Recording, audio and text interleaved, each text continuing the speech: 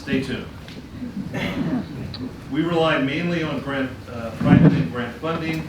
On that note, I'd like to thank Sotheby's International Realty and Pam Pagnini for their support of this event and all of you who have supported us over the years. We hope that you will continue to support us in your annual giving and in our efforts to build our endowment to ensure continued program excellence going forward. Please join me in welcoming our Executive Director and CEO, Deborah Mecki, who will introduce today's speaker.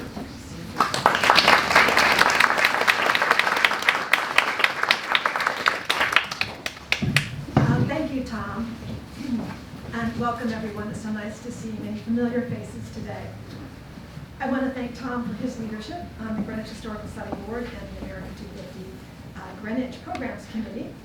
And I also want to acknowledge the staff responsible for today's lecture, Kathleen Quadro-Varda, who is the curator of the current exhibition, and Lauren Ackerley, who joined our staff in October as Director of Exhibitions and Public Programs.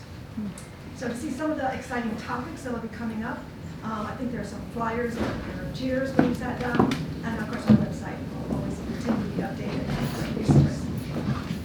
Now it's my great pleasure, to introduce the esteemed President and CEO of the Philadelphia's Museum of the American Revolution, Dr. Scott S. Stephenson. Dr. Stephenson's experience for the past 30 years has yielded incredible innovations in the realm of public history, with award-winning exhibitions and programming for a variety of historical organizations. His current work at the museum continues to push the boundaries of the ways that we interpret and engage the nation with its history and, of course, our founding. So thank you, Scott. Please join me in welcoming Dr. Stephenson.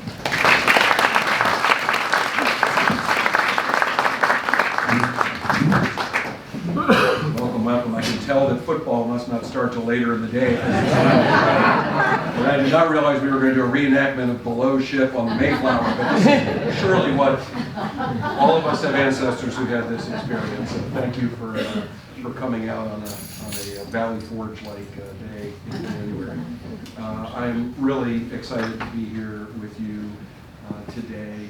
I've known Kathy for how many years now? Quite a few years. Through the museum field. So I was really excited when she nudged me to come up here and to help to celebrate this wonderful exhibition that I just had a chance to walk through. And there were a couple of jaw-dropping artifacts in that exhibition. I am somebody who has been paying attention to old things for a long time, and I learned some new things and saw some great objects. So if you haven't had a chance to tour around, please do spend a little time there.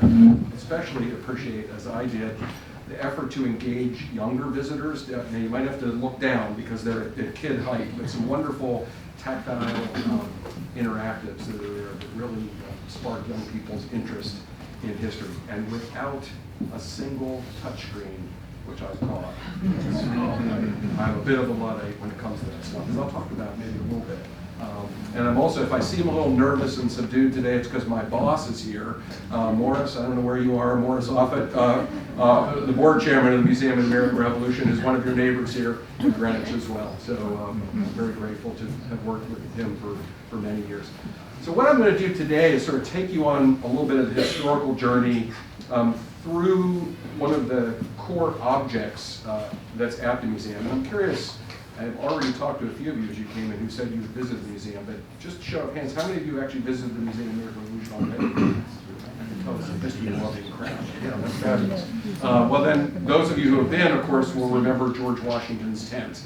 And a lot of times when I talk about the genesis of the Museum of the American Revolution and the approach that we've taken to trying to explore the history of our founding for a 21st century audience, I often do that through telling the story of Washington's tent. So we're going to go on a little bit of a journey that reaches back to the Revolutionary War, takes you all the way through the last 250 years.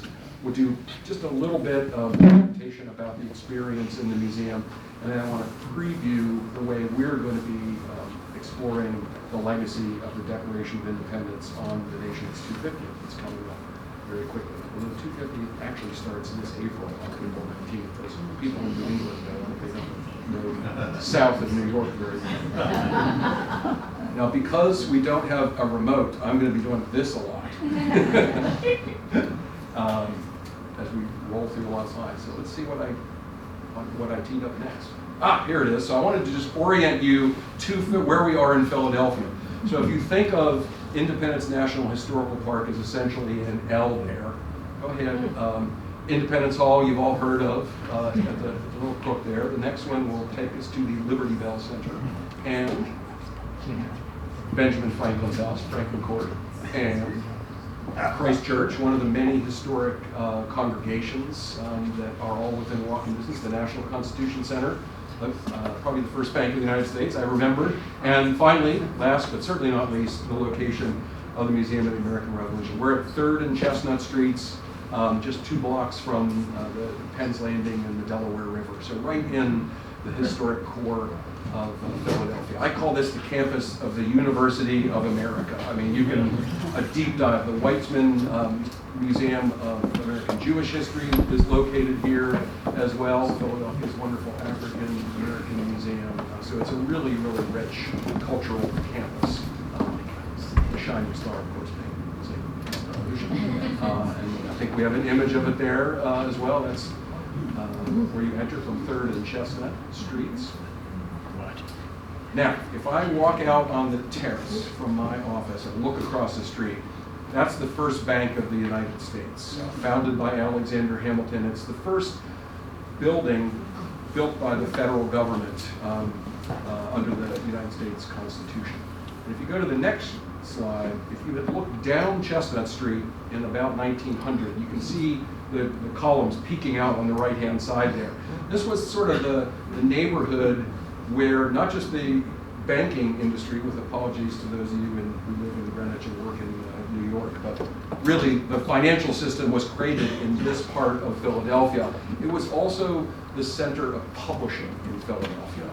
And so most of these buildings that you see now have been cleared to create the National Historical Park, but those were locations of early publications, including a lot of Philadelphia's dailies. And if you hit that twice, you'll see the Philadelphia Evening Bulletin. So this is a headline from 1906, and it's kind of the beginning of the journey that we're going to go on here. Ramble a little back and forth in time. But the headline was, "Sacred Relics to Aid Charity. General R.E. Lee's daughter will sell 2 tents used by Washington to aid the Confederate home." Now, I'm going to explain through this sequence here exactly what was going on here. So we're going to go back to 1775. One of the things we're going to have to work out together is sometimes I'm just talking because I want to So of course, April 19th, 1775, the Battle of Lexington and Concord. The next one is the fight at the Old North Bridge. Wonderful Connecticut artist Don Troiani, that some of you may know, and one of his great works. And then the next slide is, of course, the Battle of Bunker Hill. Now, ironically, as the fighting was happening with all of those New England soldiers, including many Connecticut men at Bunker Hill on June 17th of 1775, that very same day, in Philadelphia, a Virginian was being put in charge of cleaning up the mess you New Englanders started up here. And let's take a look at it, shall we? George Washington, who arrived at the Second Continental Congress. He had come to Philadelphia the previous fall, September, October of 1774. The First Continental Congress, of course, came together to try to coordinate colonial resistance to the coercive acts, the shutting of Boston's port, the revocation of its charter, and Washington is put in charge of the Continental Army. That is his original commission that he was given. This was made out on the day Bunker Hill was being fought. Now, Washington actually showed up for the Second Continental Congress in May wearing a uniform. So despite him sort of saying, well, I don't know, if you guys really want to put me in charge, I guess I'll take it. But I think he might have had something in mind when he came to Philadelphia. But that's a uniform that he had designed himself and had made over the winter of 1774, 1775. Of course, those delegates who came to Philadelphia, they arrived just a couple weeks after Lexington and Concord. They didn't realize that the war had started already, so the Congress had to scramble. They ultimately decided to adopt the army that was gathered in Boston. Any room to stand? Image will show us the besieged there it is. It's actually a map go back one just so we can see where Boston is in the center there. You see they had it filled in the back day, yes. So after Lexington and Concord, of course, as you know, those New England militiamen had chased General Gage's army back into Boston. And if you can see those little sort of parallelograms and shapes that are encircling Boston, those are the fortifications of about 40,000 New England soldiers who had bottled up the British soldiers. And so Washington is coming with a commission as the commander-in-chief of the armies of the United States of America. This is before the Declaration of Independence, so we are fighting to reestablish, protect our rights as English citizens. But he has to try to turn this ragtag militia into an army. And if you go to the next one, you'll see his quarters were actually, his headquarters were buildings that are now part of Harvard College at the time in Cambridge, and he commanded the center. Now, when Washington went to Philadelphia in 1775, he wore that uniform, but not with the expectation that he was actually going to set out and have to go to war. But things changed while he was in Philadelphia, and here he is. Now, one of the most affecting letters that has survived, you know, when Martha Washington died in 1802, she burned all of their correspondence. And this was customary in the period because letters between spouses were considered private. And most letters were considered at least semi-public and available for those to peruse. But one of the three letters that survived was the letter he wrote her as he was telling her he was leaving to go to Cambridge rather than heading back to Mount Vernon. And he says, of course, that he could not fail to, is that me? I don't even know how to set the alarm on my phone. I thought my pacemaker was going off. So, you know, he writes a long letter, says that duty requires me to go and to you know, leave the country to restore its rights. But I've gone shopping and I bought this beautiful piece of silk, and I'm sending it to you. Now, I have done that, and I know there are probably some spouses here who have had to deliver some unwelcome news, and it's been accompanied by a gift. And George Washington did exactly the same thing in June of 1775.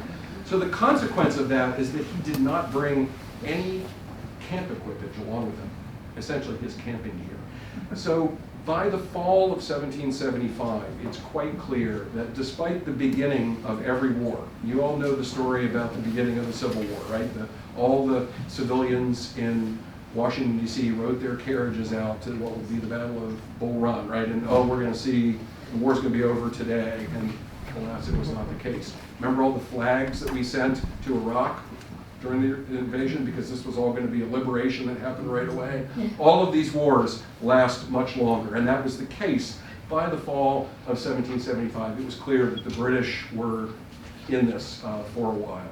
So Washington sends the man on the left here, Joseph Reed, who was a Philadelphian, back to Philadelphia to report to Congress, to carry his dispatches, and to basically assemble the camping gear he would need to take to the field as Commander-in-Chief the following year. Go ahead. And he writes this wonderful letter checking in with him the following spring in March. And this will be a theme for some of this talk here. I cannot take the field without equipage, and after I have once got into a tent, I shall not soon quit it.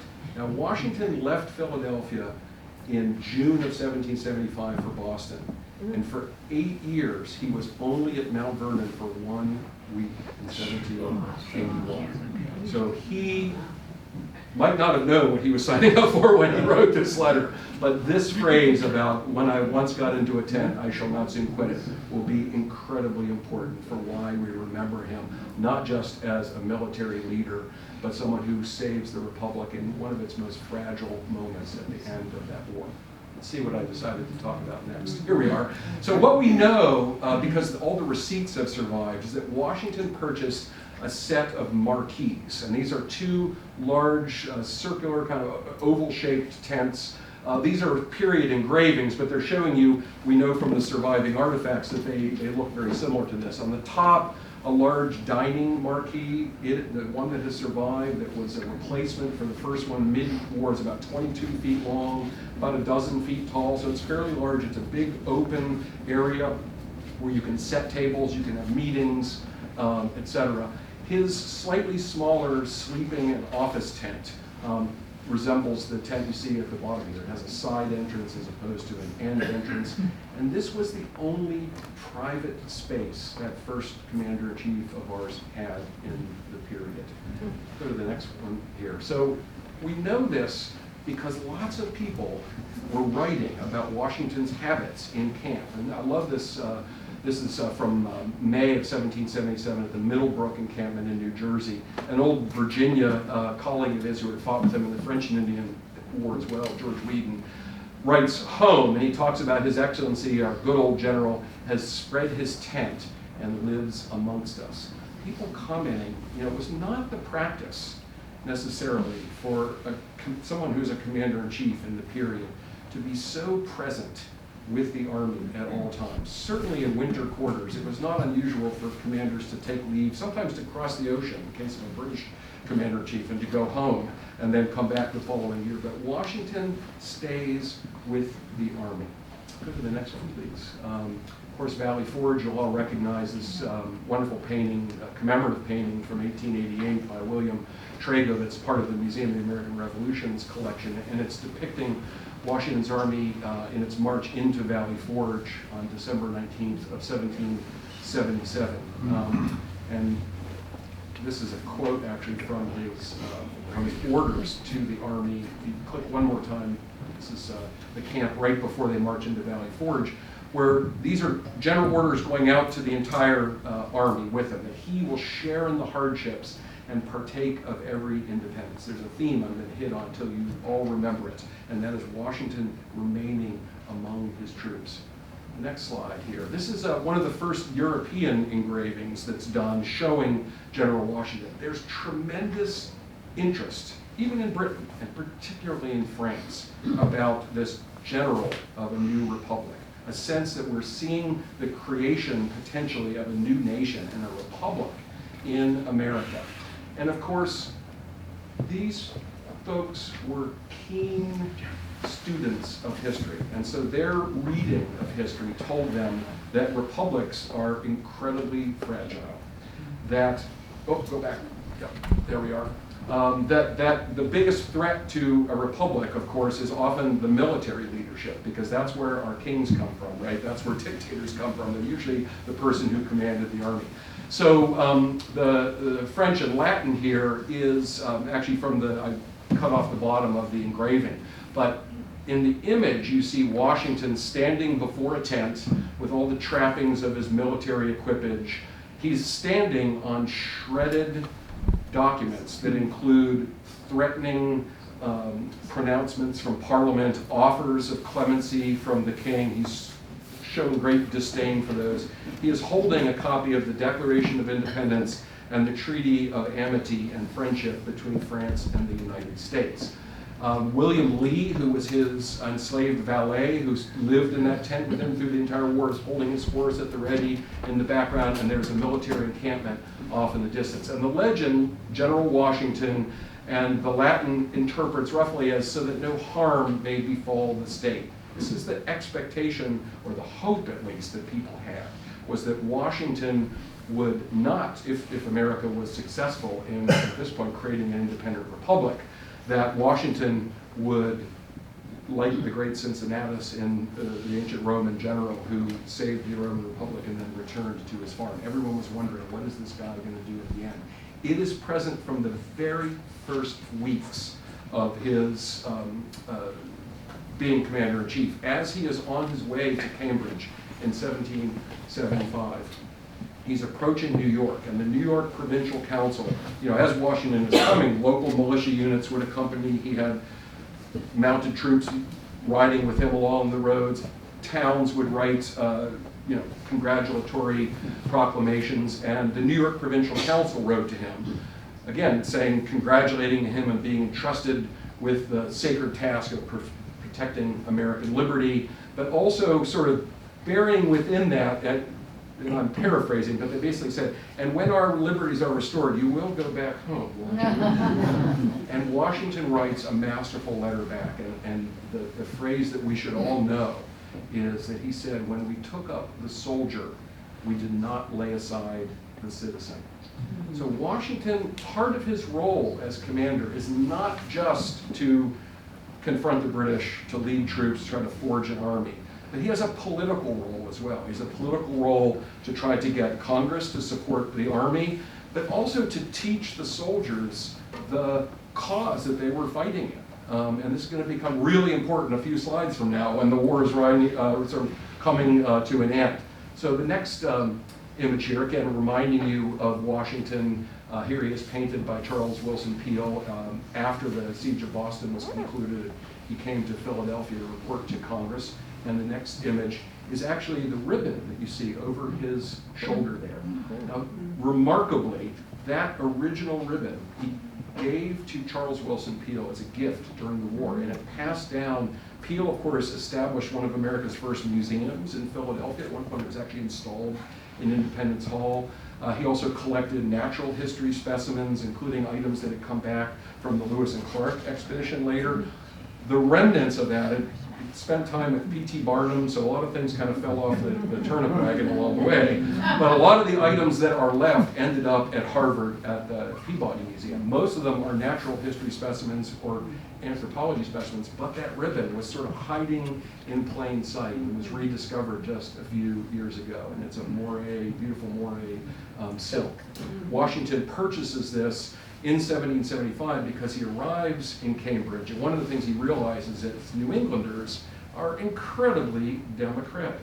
They elect their officers. This is not the way we do things in Virginia, even in Pennsylvania. They're incredibly democratic. They elect their officers. He was appalled to see like captains shaving his own privates. You know, he said, we have got to, first of all, enforce a little bit more hierarchy and discipline here, but also they dress all alike, so you can't tell who's in charge, and nobody knew who he was.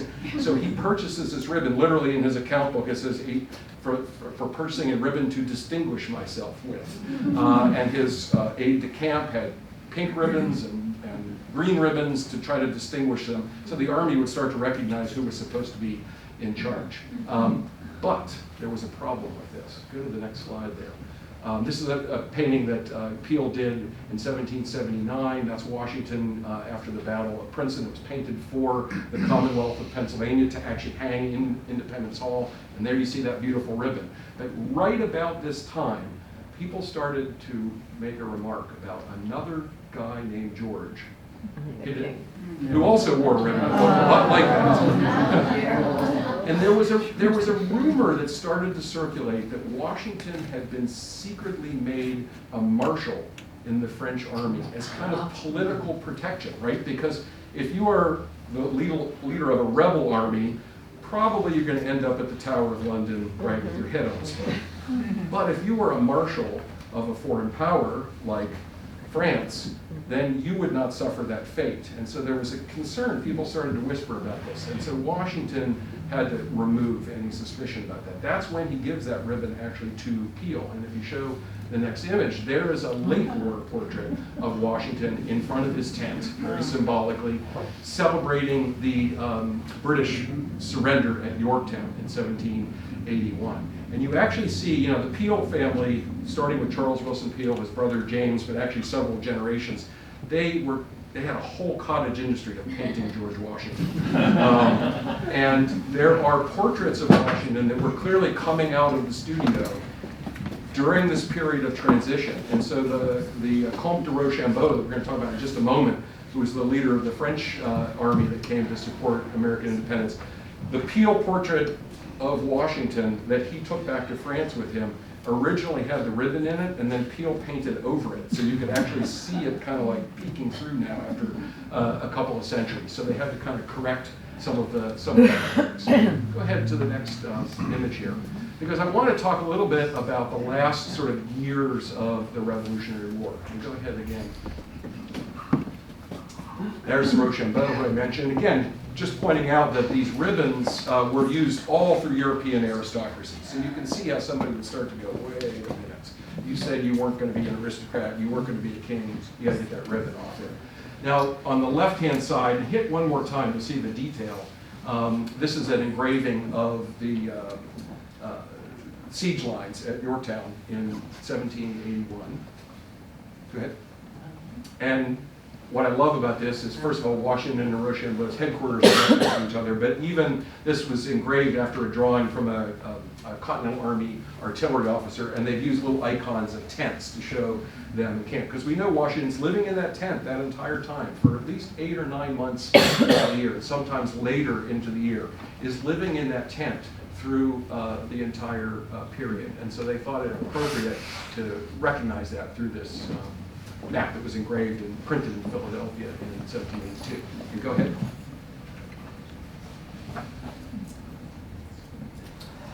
So this is Washington at the Siege of Yorktown. This is a painting that's at the museum. It is a copy from about 1860 of a painting. If any of you have visited Versailles, you know there's on one side the Hall of Mirrors and on the other side the Hall of Battles. In the 1830s, a whole series of grand historical canvases celebrating great French military victories going back to antiquity. The one subject in the Hall of Battles is the Siege of Yorktown. And it shows Washington, Lafayette is sort of over his shoulder in the door of the tent. Rochambeau, significantly shorter, being a Frenchman, with a red ribbon over his shoulder, directing troops there with his pointed hand. And go ahead. These are actually quotes, and go ahead and hit that maybe 2 more times. No, go back, sorry. Back to the quotes. Yes. I pulled these out because these are actually, one more back. These are actually quotes from veterans who were at Yorktown, Virginia, militia in this case, but notice the dates on those. These are from pension applications of soldiers in the 19th century as elderly men applying for their pensions as Revolutionary War soldiers. And I think it's important, the memory, the impression that it made on these common soldiers, in this case, not even Continental Army soldiers, militiamen, what it meant to them to be able to say that they had seen Washington in his tent, had actually conversed with General Washington at his tent. By late in the war, this is becoming so important as Washington being among his troops. Now we can go ahead. So this is where this intersects with a news story that we had. I spent about 10 years researching this tent while we were developing the museum. And exhaustive research, asking everybody on the planet, no one had found an eyewitness image of Washington's tent during the years of the Revolutionary War, despite everyone writing about him. And so we actually opened the museum. We have a fantastic film that presents a lot of the story that I'm telling here. I didn't have an image from the period. And then 2 weeks after we opened, I get an email from someone from Heritage Auctions in Texas. Some of you who are antique people will probably know Heritage. They said, oh, we have some interesting artifacts that you might be interested in coming up in this auction. I have to confess, I was exhausted. We just opened the museum and I did not click on that link. But fortunately, our chief historian lives to search auction houses at night. And so at about 11:30 at night, he texts me and he said, hey, I just sent you an email. Click on that link. And so if you see, you'll see, now at first you're going to go, ugh, what's that? Did you all feel that way? Yeah. You're going to have to explain this to me, Scott. All right, what you're seeing is actually about 6.5 feet wide. It's a panoramic watercolor landscape image. It's 6 sheets of paper that have been glued together, and someone very carefully, in a lot of detail, has done first with pencil and ink and then watercolored in this scene. And it, fortunately for us, was not incredibly well understood or described. It just said it's a scene of Revolutionary War. It says Verplank's Point on it, which is, talk about the location of that, it's up in the Hudson Highlands. And go ahead and click and I'll show you some of the details. So if you really got in and looked at it, what you're seeing are tents that are set up off in the background, all kinds of strange structures around them. Go ahead and do another this is the one when I realized, okay, I see what I'm seeing here. If you hit it one more time, you recognize the anchor, which is the symbol of Rhode Island. I remembered that in 1782, there was a Continental Army encampment at Verplank's Point, which is on the east side of the Hudson. And they described there being all of these encampments with these symbols of all the different state lines. Okay, this is getting interesting. But eyewitness descriptions, and we'll see this first one here, which really nailed it for me.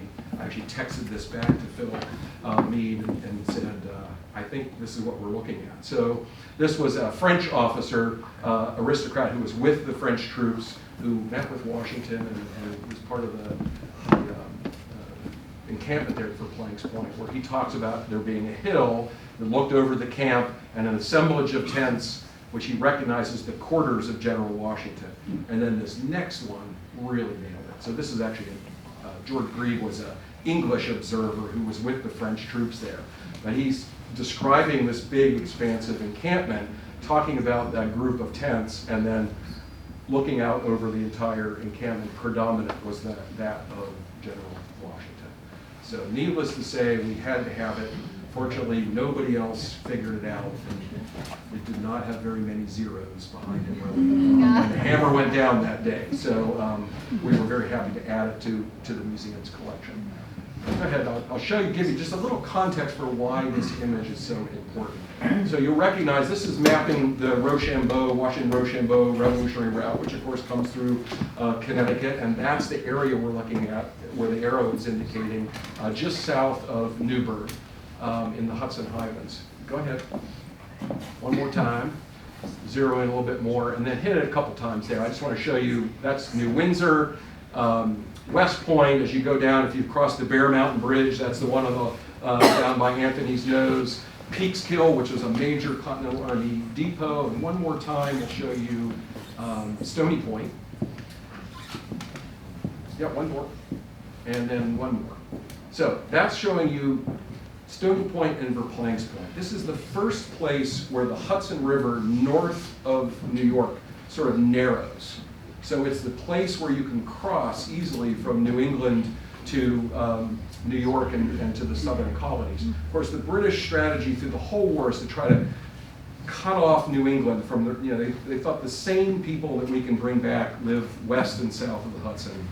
Crazy people are in New England. And if we can just sever the communication by connecting up British troops in Canada down the Hudson, capture Albany, control this waterway, we can stamp out this revolutionary cause. So there were battles back and forth all through the war to try to control that spot there, in particular at Stony Point and Verplancks Point. And the next image will show you a map. This is from Washington's headquarters papers. This was done in 1782. Now, why 1782? If I was to ask you when was the Revolutionary War over, how many of you would say, well, Yorktown? It's usually the way it's taught. Well, the war went on for 2 more years after Yorktown. After Cornwallis surrenders in 1781. The French army remains down in the area around Yorktown, Williamsburg, etc. Washington's army skedaddles back up here because, of course, New York is still held by the British, and Washington never gets over the embarrassment of having lost New York in 1776. So he keeps the army up in the Hudson Highlands. He draws up plans for an amphibious landing. He dreams of attacking New York and driving the British away.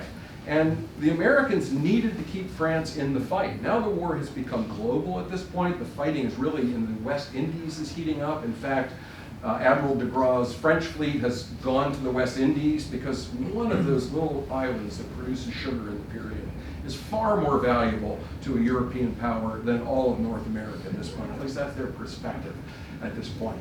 So in 1782, the summer of 1782, the French army's down there in Virginia. They get the word that most of them are going to be put on ships and taken to the West Indies. Now, I have no idea to this day why they did not pick those guys up in Virginia, because they actually marched them from Virginia to Boston to pick them up to sail them to the Caribbean. Gallic, logic was at work there. But what Washington knew was that Rochambeau's army was going to cross at King's Ferry here from Stony Point to Verplancks Point. And it was really important that he show the Continental Army was still in the fight. That they would be reporting back to France that we got to keep supporting these guys. We think they can really win it. And so if there was one moment when the Continental Army looked its best, dressed its best, was drilled its best, it was actually right here in the late summer of 1782. Washington brings about 8,000 men mostly New Englanders, but also some New York, New Jersey troops, and they encamped them here at Verplancks Point, and they're waiting for Rochambeau's army to arrive. Go ahead to the next image there. That's just a detail, and then hit it again, just showing you, you may be able to make out on the left, headquarters is abbreviated there. That's showing you Washington's location. Just below and to the left of it, it says guards. That's where Washington's Commander-in-Chief's guard was located. And hit it again. So down, I'm pointing out there's a little hill with a fort icon on it. What look like long rectangles with letter number combinations, those are encampments of the different lines. So you see, I think there's a J for New Jersey, there's Y for New York, and as you move up, the Connecticut troops are farther up the line with the number designation of the regiments there. So that's about 8,000 Continental Army troops. And then the last arrow there showing the dotted lines are a road that's passing in between where those encampments are and Washington's tent. That's going to become important for a painting that we're going to look at right now. One of the observers there was a local Connecticut guy, well maybe not so local, but John Trumbull, a painter. He had, of course, served in Washington's military family early in the war. He'd actually gone to England, he'd done some artistic training, but he was back in America in 1782 as a civilian and an observer. He was present at the encampment at Verplancks Point. Now in 1790, he painted this painting for Martha Washington. It was a personal gift to her, and it hung at Mount Vernon. And yeah, I wanted you to look in the background there, okay, underneath his knee, and then I think I have some arrows in here, so let's advance. There we go. So you see a little hill with a fort on top. And the next one's going to show us the encampment, line of encampment in the background. And then the next one's going to show us, and do one more, and do one more. Okay, that's two lines of Continental Army soldiers, and you see pairs of flags, and right next to Washington's knee, you can make out an American flag, so those are pairs of flags. And the French army is marching between them. You can actually, if you look really close, you can see Rochambeau on a horse with that red ribbon over his shoulder. I swear you can see it. So this is recording that moment of the Continental Army and the French Army together after a year. It's kind of a reunion tour. And they spent a couple weeks sort of, you know, a Woodstock-like atmosphere, having dinners and hanging out together and telling stories about beating the British. There's descriptions of dinners, 90 soldiers under Washington's tent enjoying their time together. And so Trumbull, of course, chose this moment to record for this painting that he would ultimately give to Martha Washington. Go ahead. And one more. So here, one of the French soldiers who was there, this is a little self-portrait he did in his diary, has this wonderful quote about Washington's presence there. Go ahead. He says, Washington, at the beginning of this encampment, was on the point of taking a house, in other words, for his headquarters, sleeping in a house. But he decided to set an example to his soldiers by living in camp. Now at this point, 7 years in the field, nobody would have begrudged Washington if he decided he wanted to sleep under a roof, right? But he chose to be in that tent. Go ahead. And he's so much adored that even the foreigners who see this extraordinary man can't resist according him their admiration and respect. And of course that extended to his soldiers as well. Because by placing himself up on that hill, the very first thing that 8,000 veteran soldiers saw when they crawled out of their tents in the morning was that their commander-in-chief was there with them, living under canvas. And the last thing they saw as they turned over their shoulder and crawled in at night before lights out was the candle was still burning up on that hilltop. Go ahead. And so I like to look at these two portraits of Washington. Right on the left, that's Peel, 1776. On the right, that portrait actually hangs at the Museum of the American Revolution. It was painted by the American artist Joseph Wright. Washington sat for that portrait in November of 1783, in the last encampment of the Continental Army before riding south to resign his commission. It's as close, I think, as we can get to seeing the Washington after those 8 years of war. His nephew, Bushrod Washington, told the Powell family in Philadelphia, for whom this painting was done, that Washington himself considered this very like, but not flattering. Which means it probably really does look like him. And of course, the next you'll see, just to remind you, we're all used to seeing the effect of 4 years on Abraham Lincoln. And when I look at those two paintings, recognizing they're two different artists, they are artistic renderings, I think you can see what living under canvas for twice the length of time of the American Civil War did to our first commander-in-chief. And so you can kind of look in his eyes in this next image, as I probably tell you a story you all know about, of course, in Newburgh, New York, so just in the northern part of the Hudson Highlands, in March of 1783. The Army had been unpaid in some cases for years. Officers who had enlisted had ventured in many cases what little fortune they might have had, who had suffered wounds, suffered illness, had no provision for, there was no guarantee of any kind of pension, any kind of future there. So there was a lot of disgruntled soldiers. And that is, as I mentioned earlier, history teaches, a very dangerous time in any revolution. Right? Getting an army to disband and for soldiers to go home almost never happens. And there was a real danger that that was going to happen in 1783. Soldiers were muttering about maybe just leaving and going home. Officers actually began to meet privately. This was totally against military discipline. And they actually put word out that they were going to have a meeting in a building that had been built in New Windsor Cantonment called the Temple of Virtue. Civil virtue. This is the cause that they were supposedly fighting for. And these junior officers are going to meet together and talk about, well, maybe we'll make Washington a king, or maybe we'll invite the British to march on Congress here. And this was really in the air. And Washington got word of this gathering. Probably a space very similar to what we are here today. And you can imagine how they felt when the old man actually showed up. And probably a few expletives were whispered to one another. And Washington came up to the front of the room, and he began to address the soldiers. He said, I have never left your side. I've shared in all of the hardships with you. He pulled from his pocket a letter that he had received from Congress, making promises that there would be some relief coming. And then those soldiers saw him do something that none of them had seen before. I suspect one of the few people who probably knew that Washington needed reading glasses at this point was William Lee, his valet, who of course was living in that tent with him. So he pulls out of his pocket a pair of spectacles, and I think I might have written the words down up there. Yeah, I've never left your side one moment. I've been the constant companion witness of your distresses. And then the punchline. I have not only grown gray, but almost blind in the service of my country. And the eyewitnesses who were there, literally men who had charged into the mouths of cannon, wept like children. And with that act, Washington saves the Republic at one of its first and most vulnerable moments. And it is why, when I look at that tent that's at the Museum of the American Revolution, it's not just an artifact of our founding father. It's not just a military artifact. It's such an important artifact for American political history. It is the moral authority that Washington had at that moment came from him living under a canvas for all of those years.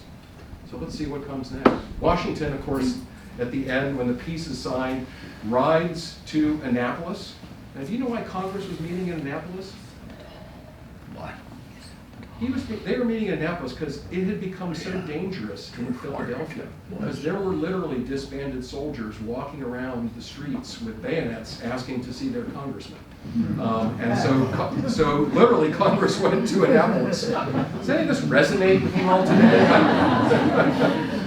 And so this magnificent painting shows this great act. Of course, Benjamin West, the Pennsylvanian, American artist who becomes the court painter to George III, claimed that George III asked him toward the end of the Revolutionary War, well, what's Washington going to do when the war is over? And he says, well, I expect he'll go back to his farm.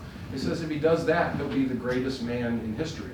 And that's exactly what he did. So this is showing Washington returning that commission, which I think I put the picture in there even. Yes, that's why it survives in the National Archives, not at Mount Vernon, because he handed that commission back. It's why we call him the American Cincinnatus, after Cincinnati, that the Roman general who went back to his farm, which was the ideal, handing power back to the people.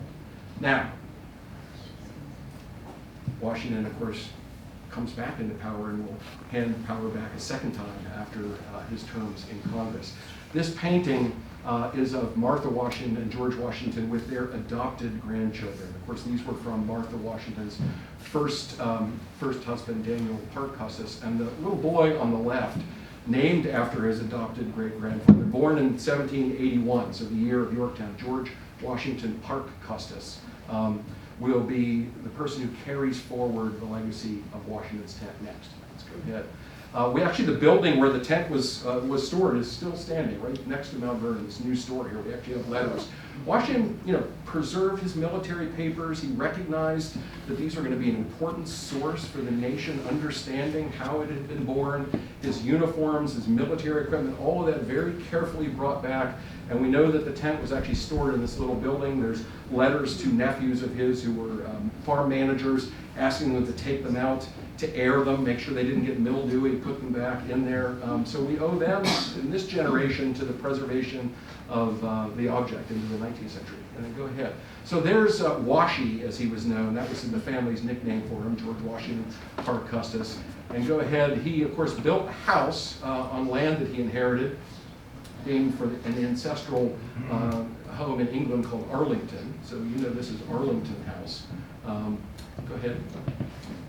And another time, and another time. So Washington, Washy didn't, sometimes illustrious next generations do not quite inherit all of the magnificence of their ancestors. And so Washy was sort of made it a career of being related to the Washington family. He wrote accounts of growing up at Mount Vernon. Of course, all great stuff. He inherited a lot of objects. When Martha Washington died in 1802, he actually purchased a lot of objects. He purchased Washington's tents and other items. And so Arlington became a kind of showplace for the connection of his family to Mount Vernon. That's actually an engraving of the tents there that we saw that were packed up at Mount Vernon in the 1840s. He would actually take this tent out. This is the perfect image here. He'd take the tent out, and this is why it's amazing there's any left to show. Starting in the early 1800s through the period of War of 1812, he would take the tent out and set it up and have parties under it, like all the time. People write in the newspapers about going out to Arlington. They would have these sheep shearing contests, and they'd sort of take the canvas and spread it out, and hundreds of people would drink good Virginia crabapple cider and smoked hams from Smithfield and enjoy being under the tent of Washington. I cannot believe it didn't completely wear out, but he's doing this literally till the 1820s. When a guy you all should know, the Marquis de Lafayette, we're celebrating the bicentennial of his return in 1824, 1825, and his tour of the United States. And what did I put up next here with him? Yes, John Quincy Adams. So, the first week of October, 1824, Lafayette has been to Philadelphia. He arrives in Baltimore on a steamship, goes up the Patapsco River. They alight at Fort McHenry, where there had recently been another fight with the British, where a big flag was waving, and we all sing about it at 4 o'clock when the football game is done, right?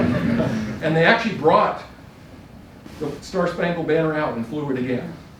And George Washington Parke Custis loaned Washington's tent, and they set it up on the grounds of Fort McHenry. And they brought the state militia out, and they lined them up in front of it. They were great. It was like a P.T. Barnum quality showmanship here.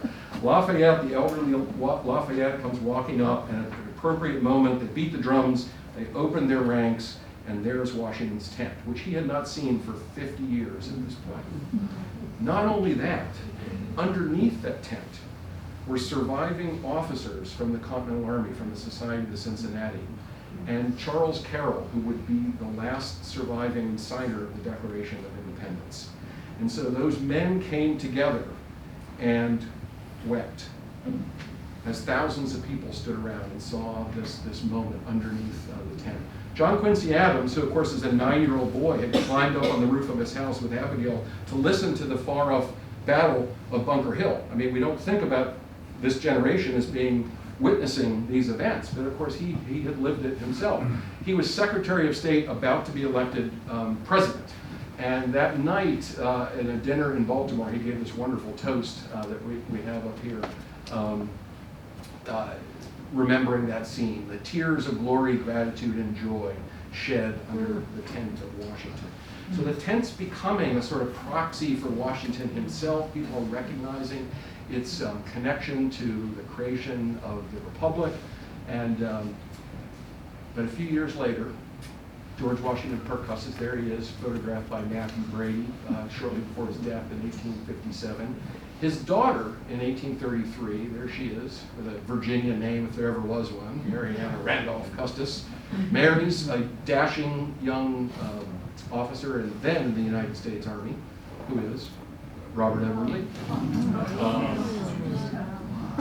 Yeah, ain't history complicated? There's a wonderful letter, actually, because the tent was on loan to the Baltimore Museum at the time in the 1830s, and so they were just a few years married, and there's a letter where Robert E. Lee actually sees the tent, and he writes home to his wife, says, tell your father the tent looks great. I told them not to put the lanterns too close to it because the linen's kind of old. And so if you go to Baltimore, the Peel Museum, the building still survives, actually, the room where the tent was displayed. You can still visit, actually, in Baltimore, which is kind of cool. Now, as you know, in 1861, Robert E. Lee took a new job, and that entered a new phase for the history of the tent. Here's Arlington House occupied by federal troops. Of course, this is a commanding height overlooking Washington, owned by the Confederate general. So all through the Civil War, there are federal troops there as a punitive measure against the Lee family. They begin burying war dead on the property to really make sure that the Lees would not be able to come back and reoccupy Arlington. Show the next image. So the woman on the right, Selina Gray, was the enslaved housekeeper for Mrs. Lee. So she was left in charge of the house when the Lee family fled. She was given the keys to the house and was in charge of making sure everything made it through the war. Well, soldiers, of course, immediately, they never saw a souvenir they didn't want to take, right? So she starts noticing that they've picked locks, they've gone into locked rooms, there are objects missing. They find one of Martha Washington's plates, a gift to her from French officers, was broken out in the yard. Actually, curiously, a few years ago, archaeologists found a broken piece of one of those plates doing archaeology around the house. And so Selina Gray went to the British commander, who you'll see in a second. There he is in the sort of center right. You can always tell the guys in charge because they're the heaviest ones. General McDowell, to bring those objects back into to Washington, D.C., kind of claiming the mantle of George Washington for the Union cause. Go ahead. So those objects were brought into the Patent Office. That's now, of course, the National Portrait Gallery, and placed on display. They were called relics of Arlington. And so the tent was folded up and was placed on display during the Civil War. It was brought to Philadelphia. This is Washington's dining marquee on display in Philadelphia during the Centennial Exposition, with some of the objects from Washington's headquarters, including his mess kit. Go ahead. Here they are actually set up outside of the Smithsonian. If you know the brick, Smithsonian building there, right on the side yard. This is probably about 1900. The tent in the foreground is Washington's dining marquee, the slightly larger one. That has survived. It's not displayed to the public, but if you've ever watched the Indiana Jones film, at the very end where they're taking the Ark of the Covenant, it's in a place very much like that. So, but in the background, you see the roof of the tent that is now at the Museum of the American Revolution. And actually, on the far left, you see a Smithsonian curator, and that trail of smoke is a little campfire where he's cooking using Washington's original camp mess kit, which is frowned upon by museum people. Very strong. Go ahead. And that brings us then back sort of full circle to that article that we started with. because Mary Custis Lee, who was the daughter of Robert E. Lee and would be the last surviving child, was sort of left with what to do with these various objects. And see her image. Yeah, if you go ahead one more time, we'll see it. There she is. She had been made a trustee of the Confederate Widows' Home, which was built in Richmond. And if you've been to the Richmond Museum of Fine Arts, actually some of the original buildings are there right outside the entrance. This was, of course, caring for the widows of Confederate soldiers. So she had an idea to sell these 2 tents that she had inherited for $5,000 apiece, which in 1909 was no small sum. And hoping that the patriotic citizens of Philadelphia might put them in Independence Hall, which was essentially the museum of the American Revolution in Philadelphia at the time. That article caught the attention of an Episcopal minister. I think I have an image of him here, Reverend W. Herbert Burke, who was the rector of All Saints in Norristown, Pennsylvania, right adjoining Valley Forge Park. And so Reverend Burke began a correspondence with her. He was in the process of raising money to build what's now the Washington Memorial Chapel, which still stands there at Valley Forge. His dream was to collect artifacts and to build a museum of American history right there next to the chapel. And so we are a successor of that organization.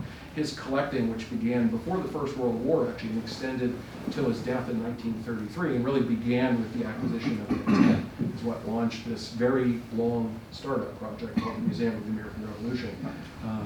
Go ahead. One of the things he did was, once he secured the tent, he set it up in the snow at Valley Forge. Again, frowned upon by professional conservators nowadays, but that's a souvenir postcard. They had to raise the money. Basically, for that $5,000 purchase, he got $500 together. It took him about 2 years. And then they would split the proceeds from the tickets to sell, they would sell to see the tent. In fact, I think we have an image of it on display here next. There, you see the roof of it on display in the chapel, and if you hit it one more time, we actually have one of the original admission tickets. 15 cents, later raised to 25 cents. So it's great to have that kind of ephemera that has survived. Burke also, I feel a real connection with him, as you will, as a museum director, would write these wonderful letters, and one of these have survived, where he would say, surely you, as a patriotic American, would send $1 in to preserve this invaluable fragment of American history. So he was using all the techniques we use as nonprofit leaders now, but it really wasn't until the 1920s, so they were able to raise all that money and pay the Lee descendants off. Go ahead. And one more time, one of the things that happened, the flag of Washington's, Burke was actually doing a tour in the first weeks that the tent was on display, and a woman sort of raised her hand and said, I know where the flag is that goes with that. And I often say, usually it's not really the flag, right? Or people will write us and say, I have the flag my ancestor used at Bunker Hill, and it's actually 1861 Springfield from the Civil War. But occasionally, if you kiss all the frogs, one is a prince. And in this case, that flag actually existed. It had passed down through descendants of Washington's sister, Betty Washington Lewis. If any of you know Fielding Lewis' home, Kenmore, that's in Fredericksburg, Virginia. That's the Lewis line. One of her sons was actually an officer in Washington's Life Guard, and 2 of her sons were the guys who were running Mount Vernon. Now, being a good old Virginia family, the family tree had crossed a few times since then. So the woman who inherited this was descended from 2 of those brothers. But the flag came down with the history of having been Washington's flag that marked his location in camp and was then carried by an escort with him during the war. That's why my flag pin is that 13-star pattern. Go ahead. There's the tent. Some of you who went to Valley Forge at some point from about 1978 till about 1990 or so would have seen the tent on display in Valley Forge Park. It was loaned to the National Park Service for the bicentennial and a bit afterwards, while the efforts to eventually get a separate 501c3 together to build the museum were coming together. And then the tent now has been conserved and is displayed, and I'll show you a couple images to give you a sense of the experience. The tent's actually in its own climate-controlled space, but behind a couple of screens and scrims. So it's a nice little intimate theater. And we basically tell the story that I've just told you, but only 12 minutes rather than 2,000 minutes. But if you just scroll through a couple of images here, you just get a sense of, it begins as a linear film. Every time that image shows up with, you hear this, did you know that? And then it begins to reveal itself. Go ahead. And then there's a wonderful couple minutes of sound and narration at the end. This is my Alfred Hitchcock moment. I am the shadow of George Washington, pacing back and forth inside the tent. And really trying to make the point of seeing the tent, we use it as a metaphor for the Republic. We talk about our Republic being fragile, just like that tent has required generations to preserve it. A much broader cast of characters that have traditionally been part of the story of the Revolution. And it really works incredibly well. Great feedback on it. And regularly, I'm not lying to you, seen 5th grade boys and World War II veterans walk out of there with red faces and tears in their eyes. So that alone, for the rest of you who did not raise your hands, is worth coming to Philadelphia. Now just a few images just to give you a sense of not just the tent, it's worth it for the tent, but the whole experience here. We have 16,000 square feet of core exhibition. You'll recognize that painting there. You probably didn't realize it's 17 feet tall, so it's very grand. This is our grand staircase. Go ahead. We have a combination of very artifact-rich, kind of traditional displays like this. The next one will just give you a sense where we tried to incorporate some media in. So in this case, you have a film looking at the period from the end of the French and Indian War to the Stamp Act, but incorporating objects into that, trying to help our visitors to look closely at objects and sort of teach them that they're not just decorator things you walk past, but they have a lot to give. They have a lot of stories to tell. We do a lot with immersion. So here's a recreation of the Liberty Tree. There's actually a piece of the last standing Liberty Tree embedded in that trunk. That's the kind of touch screen I like, when it's actually touching history. Go ahead. Yeah, there they are, touching a little piece of that. It stood on the grounds of St. John College in Annapolis till 1999, until Hurricane blew it down. A gallery about the Declaration of Independence, where we always have on display a period printing from 1776 of the Declaration. Go ahead. Lots of immersive spaces. This is, of course, talking about the war at sea and privateering, but you can actually walk up on it. We can gather school groups. We didn't want to just create classrooms where you bus kids from classrooms and then to a museum and then put them in a classroom. So there's a lot of learning spaces built into the gallery. So they're really in a very immersive kind of learning environment. Go ahead. One of the most impactful spots is actually right as you leave.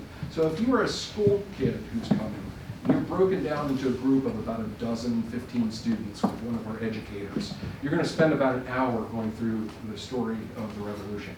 And you're each given a character card of a person who was alive during the Revolutionary War. They might be a soldier, they may have been enslaved, they may have been a Native American, they may have been a Quaker, children, adults, etc. And you're sharing as you go through. Our facilitator said, well, does anybody have a character who was a loyalist, right? Like, we're at the moment, we're talking about the Declaration of Independence. Not what would you do, what would your character have done? Because it's very important to us, not that we're imparting a lot of information and that students are walking away doing better on their AP history exam. That's great, but really what we're trying to do is spark curiosity, start to flex their sort of historical empathy muscles, and that requires you to take yourself out of yourself and see experience through others. And so when they get to the end, what they don't know is that every one of those people lived past 1839 into the age of photography. And so on the left there, you're seeing 75 photographs of people who lived into the late 19th century and are on that wall, and they can find their person. And I love standing there as those school groups are coming through and just watching them get so excited about finding their person. Go ahead to the next image. You should see the very end there. So the last thing we did as a sort of gesture at the end was we placed all these mirrors on the wall and just in pin letters the word "Meet the Future of the American Revolution." And by design, as you're looking at yourself, all of those faces are actually looking over your shoulder.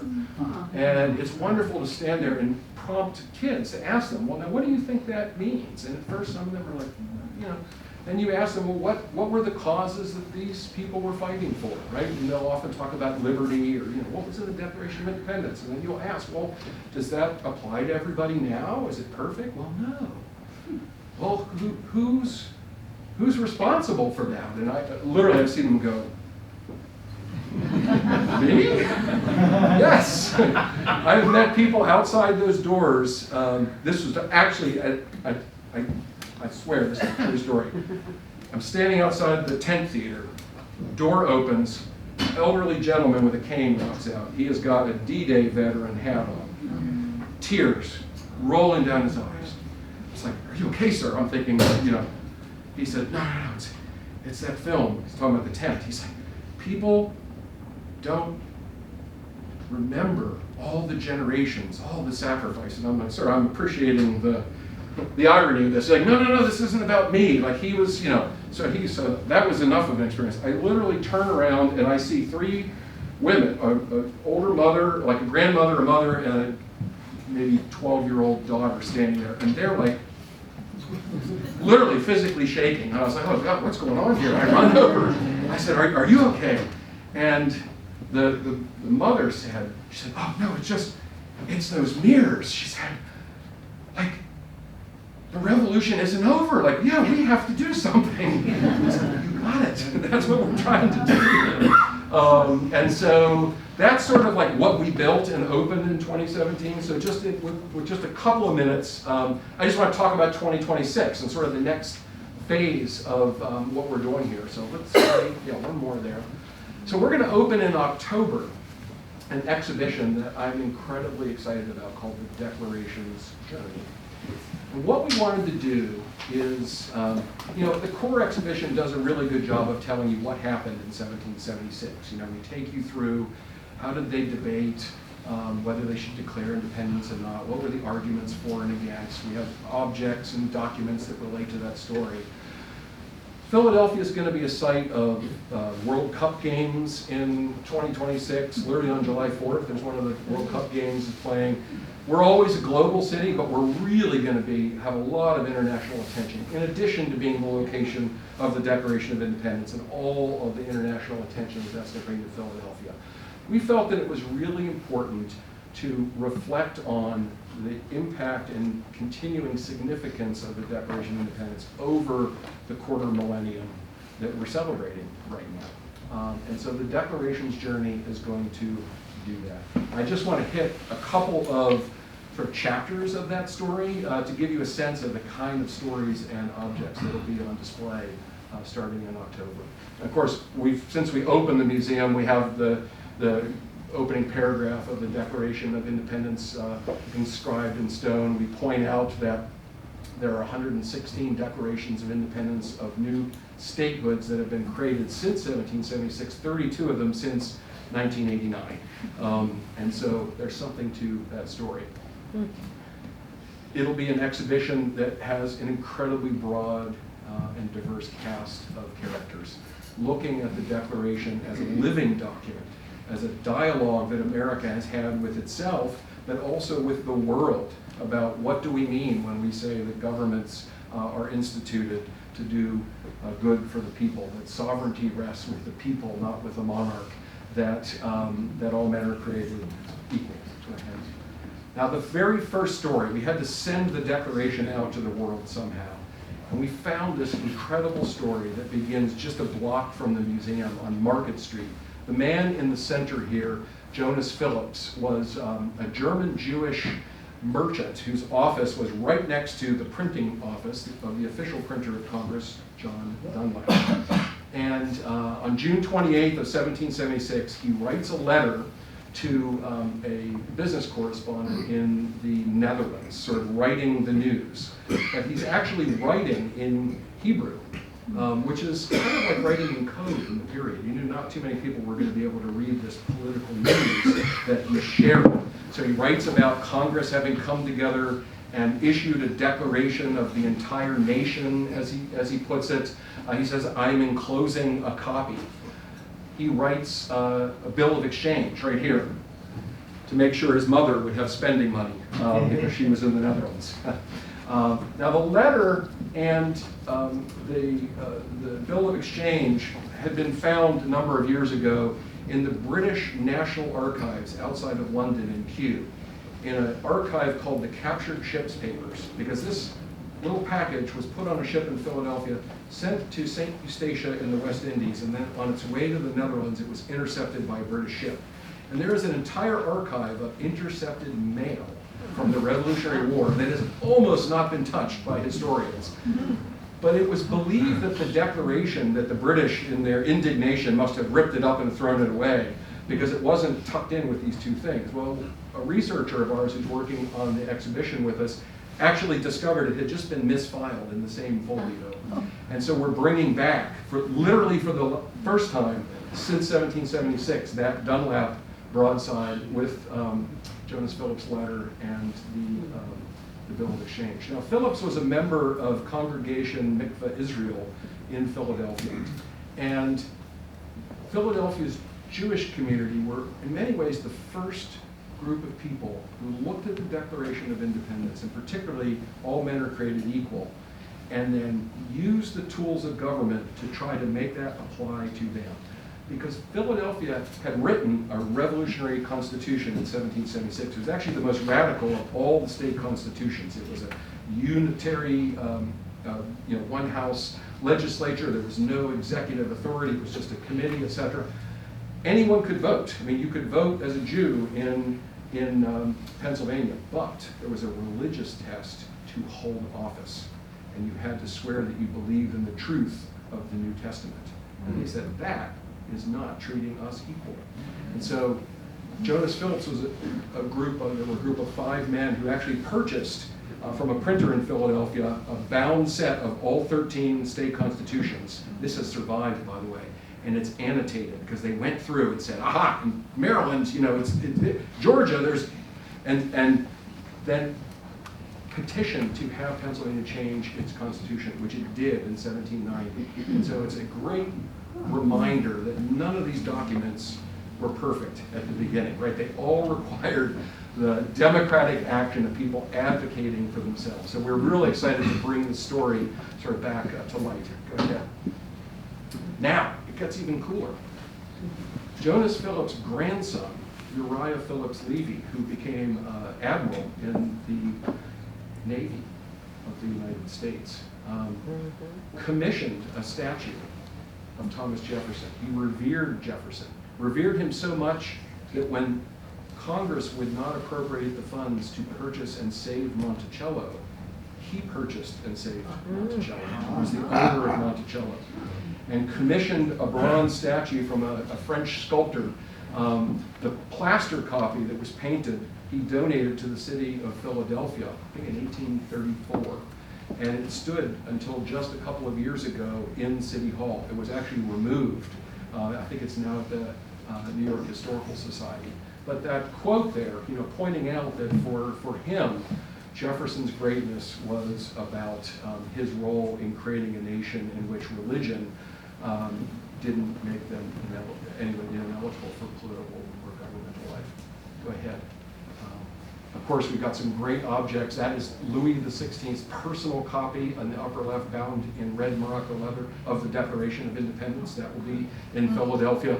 Some of the type on the upper right, Benjamin Franklin, of course, being a tinkerer and a printer to his very core, even though he was, of course, envoy to France, brought a little tabletop printing press with him. And so some of the type that he was using to print in Paris during the war will be on display. A clock celebrating American independence, again from the royal collection there. Of course, the monarchy's excitement about liberty got complicated. So the next chapter you'll go to, of course, then looks at the connection to the French Revolution. Go ahead. and to the Haitian Revolution. And we'll explore a little bit Jefferson's very complicated relationship, in some ways not complicated at all. Jefferson, of course, absolutely was a great enthusiast for the French Revolution, but not so much for the creation of a black republic in Haiti, the first successful revolution creation of a republic by formerly enslaved people of African descent. So we'll have some incredible objects connected to those, including Lafayette's handwritten draft of the Declaration of the Rights of Man, will actually on loan from Lafayette descendants, will be in the museum. Go ahead. Lemuel Hayes from Connecticut, who writes in 1776 a pamphlet saying, quoting the Declaration of Independence and saying, yes, this sounds excellent, and we are equal also. He becomes, after serving out and becoming a veteran, he was, of course, one of the first ordained black ministers in New England. Go ahead. The Latin American revolutions, the printing press you see on the right, we're bringing from Santiago in Chile. It was actually sent by New Englanders to South America to stir up revolution. Not the first or last time Americans have done this. That printing press actually printed the first newspaper in what would become Chile and its Declaration of Independence. Also objects from Argentina, from Mexico, again, also looking at the influence of the Declaration on the breakup of the Spanish Empire and the creation of Latin American republics in the 19th century. Frederick Douglass, of course, who constantly reflected on and wrote about the Declaration of Independence and saying that it was a sort of uncashed promise to people of African descent. And I'm pointing out here in his famous oration from Rochester in 1852 that we were all very excited about France or Ireland, but cold as an iceberg at the thought of liberty for the enslaved of America. Douglass, of course, also a great supporter of the suffrage movement for women. And we will have some incredible objects, a table actually that has come down to a mutual friend, a descendant of Elizabeth Cady Stanton, that will be in the museum as well, and an exploration of Seneca Falls and the very explicit connection that they were drawing to the Declaration.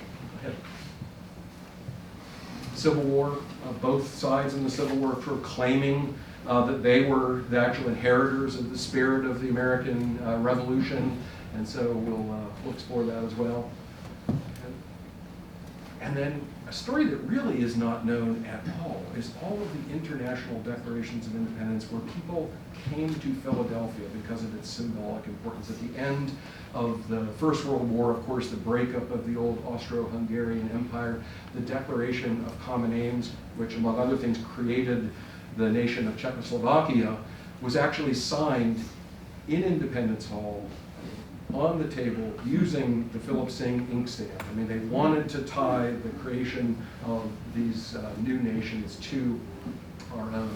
And then Korean independence also declared in 1919 in Philadelphia. Dr. Philip J. Song, who was a leading light there, has some objects from him. Go ahead. And of course, finally, in living memory of just about all of us here is Dr. Martin Luther King. We're going to have some amazing objects relating to the March on Washington. And the next image, this quote of his from Letter from Birmingham Jail, which essentially kind of ties the whole journey together. And I'll show you this next image. Actually, the two objects you'll encounter when you first come into the exhibition sort of sets up the journey.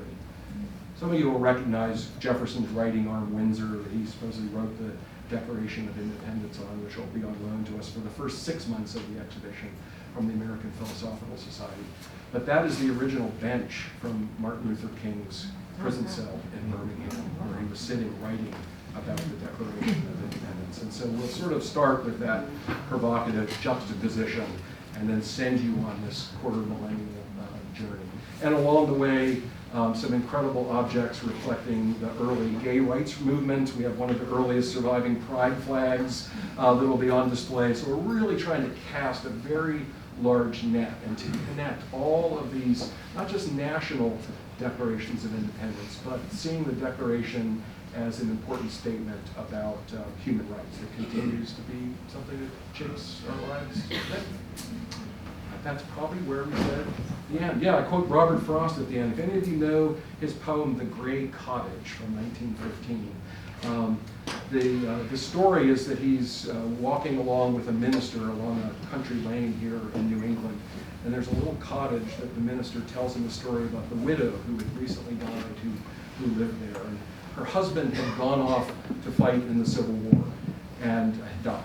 And so she preserved everything exactly the way it was when he left. Everything was in the exact same spot. She even describes a daguerreotype of him, in his uniform as he was marching off. And the minister goes on to talk about her, trying to make sense of this great sacrifice that she had made by sending her husband off to war, and saying that, even the principle of equality, like maybe that, some people say that isn't even, a real thing, and people are cynical about this.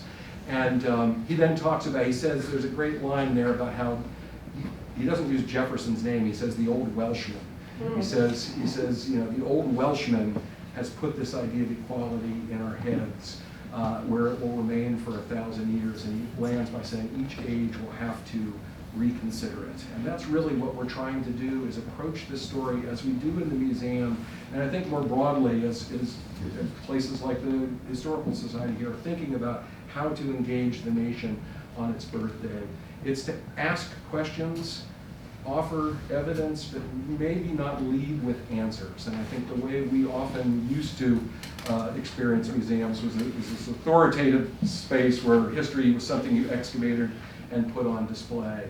And we like to sort of provoke and ask questions and engage our audience in making up their minds about the significance of some of these stories we tell. So I was going to try to talk for 3 hours, but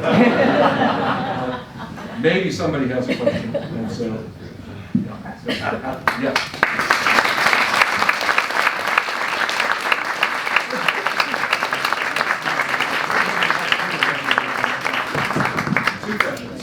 Two questions. You are number one. Oh, thank you so much. Wonderful presentation. Thank you. I learned so much, especially about George Washington's humanity. Yeah. Could you give us some idea of how old he was when he signed on to this idea? How old he was when it was over? How long he lived? America's a very radical idea. He understood it. Without him, we would be in big trouble. Thank you so much. Yeah. So Washington was 43 years old when he became Commander-in-Chief. That's why I object when George Whedon says our good old general. Yes. Like, wait a minute, I'm older than that. So he was 43 and then served for 8 years. He died at age 67 in December of 1799. He reportedly had gone riding, inspecting some of his fields, and it had been a cold, wet weather, and contracted what they thought was a cold.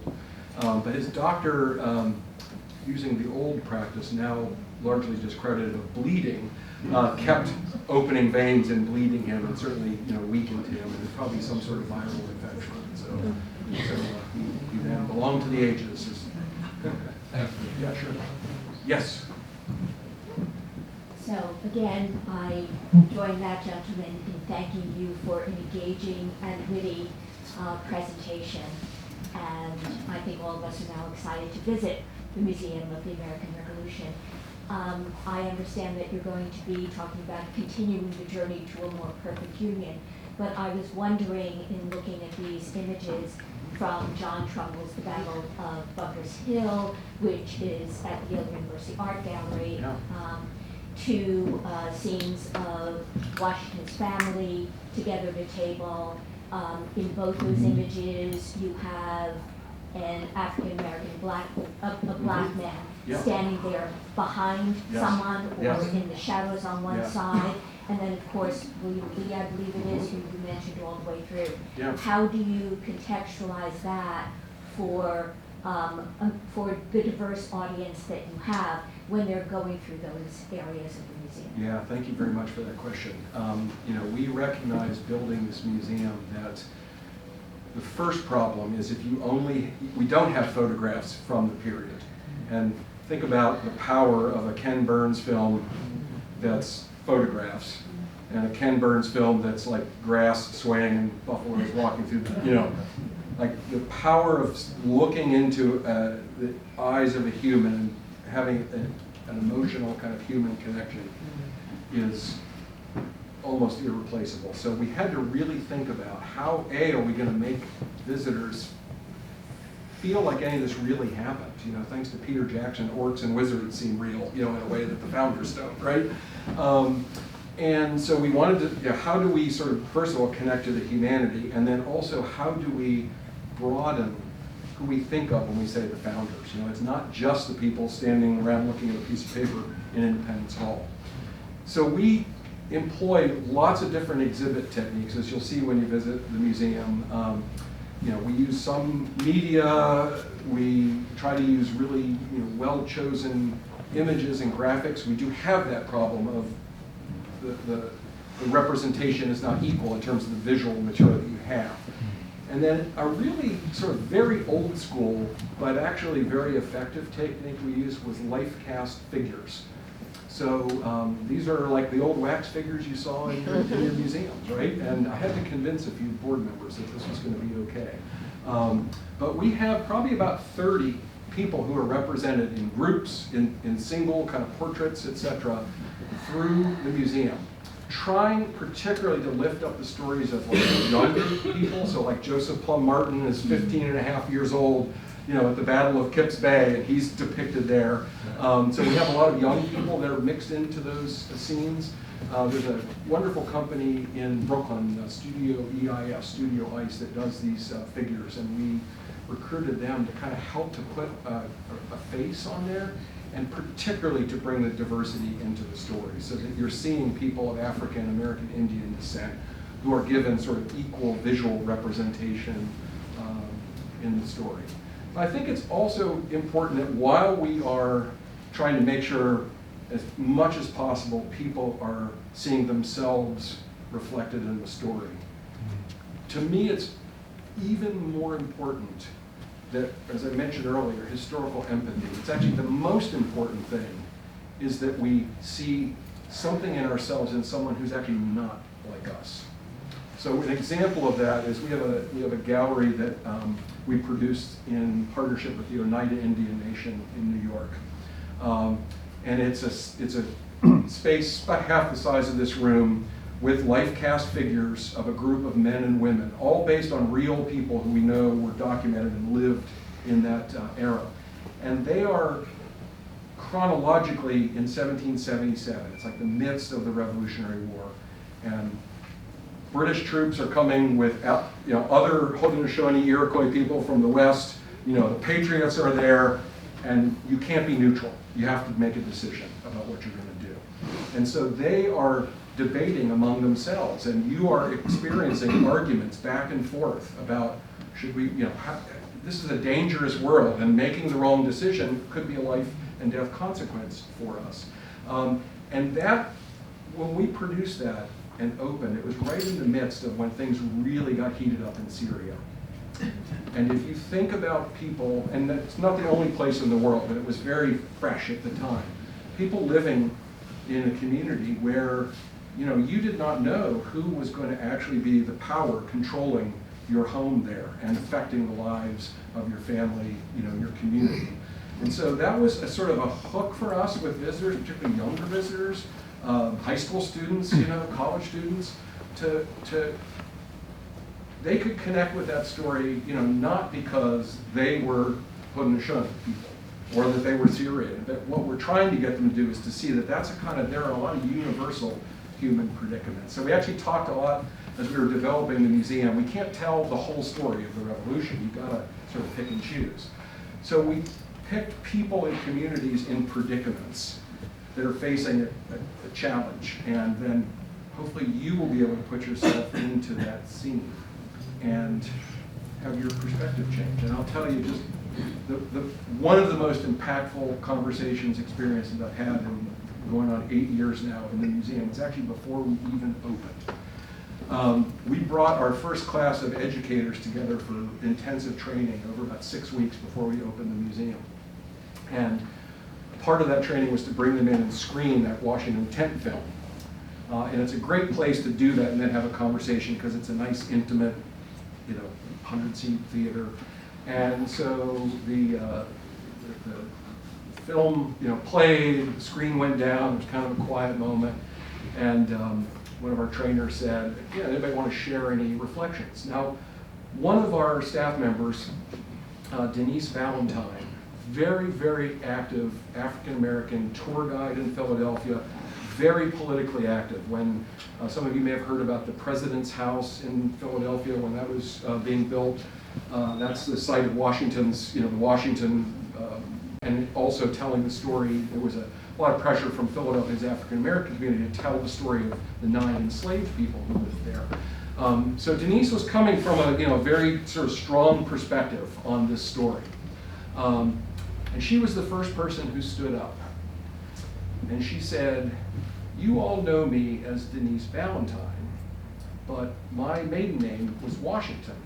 Now, lots of emancipated people, took the name Washington, so that does not necessarily mean, I don't know if I have a connection to the Washington family or not. But she said that's always colored my relationship to thinking about George Washington. I have only ever imagined him as someone who may have enslaved my ancestors. And she went on to say that, she said, I love my country, but I have often felt that my country did not love me. But there are things about America that I appreciate, things like the peaceful transition of power, for instance. And she said, I have a different view of George Washington now. I have to sort of change the way I view him.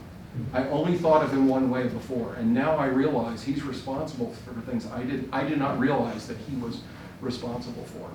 And I was not a witness to this conversation. It seems like I'm always outside the doors of the tent theater when people are crying. But literally, I'm walking past the door, and a dear friend of mine who I've known for 25 years, who is one of our educators, who was a sergeant major paratrooper 32 years in, so he's not a guy who cries easily, comes bursting out of the doors, tears running down his face, and says, Jim, what's going on? I can't talk right now, I'll tell you later. And then he relayed that story, which other people have since relayed. And Denise and I developed an incredible relationship. We were very close. We talked a lot. We would give each other books to read. And actually, in 2020, she had asked me to read, there was a children's book about Middleton Place, which is a plantation in South Carolina about slavery at Middleton Place, and that was my homework assignment. And about 4 or 5 days before COVID shut down, Denise was giving a tour at the museum, and she suffered a heart attack on that ship that you saw there, and we ended up losing her. And because it was in the midst of COVID, her family didn't have a chance to really, and so actually we did an exhibition 2 years ago called Black Founders, which was about African-American family in Philadelphia, the Fortin family. It's sort of 3 generations of their family from the Revolution to the 19th century. And we ended up dedicating that to Denise. We had a photograph of her, and we're able to bring her family there and kind of honor her. So to me, that, let's face it, all of us in the room, we all need to know more about the lived experience of people who don't look like us, right? But there is a lot of work that all of us have to do, and I think the most important work we do as a museum, certainly that the nation needs in 2026, is building this kind of empathetic muscle, strengthening those, being able to sort of not see people as like irredeemable or, there's so much othering that's going on to others that the dialogue is really broken down. And that's a Newburgh sort of level threat to the Republic, I think. And we need the George Washingtons of today who can sort of remind us what we all believe in and do all the hard work that we're doing to try to keep this noble experiment going. So, anyway, that's-